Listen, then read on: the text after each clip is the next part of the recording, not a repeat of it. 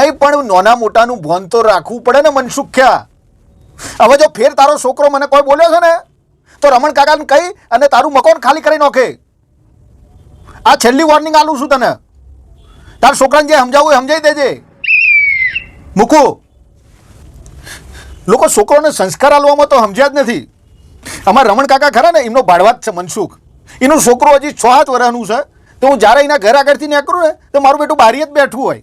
તે અઠવાડિયા પહેલાં નીકળ્યો ને તે મને શું કહે, એ ટકા કાકા. મેં છોકરો સમજીને જવા દીધું. મેં કીધું છોકરું છે. ફેર નીકળ્યો તે ફેર મને કહે, એ ટકા કાકા. તોય મેં કીધું કોણ માથાકૂટ કરે છોકરા જોડે. ત્રીજી વખત નીકળ્યો તે ત્રીજી વખત મને કહે, એ ટકા કાકા. પછી મારો પિત્તો જો હોજનો ટાઈમ હતો, મનસુખ્યો ઘેર હતો. મનસુખ્યાને જઈને ખખડાયો. મેં કીધું આ છોકરાને આવા સંસ્કાર આલે છે. તો મનસુખ્યાએ છોકરાને બોલીને 2 લાપોટો મારી. હવે બોલીશ તો કે નહીં બોલું. તો પછી કાલે નીકળ્યો ને કાલે તે બારીમાં બેઠો હતો અને હું નીકળ્યો ત્યાંથી. તે બેઠો તો આમ કરીને તે તાર 2 લાપોટો મારી દે મનસુખ્યાએ. તે મને મસ્તી હુજી.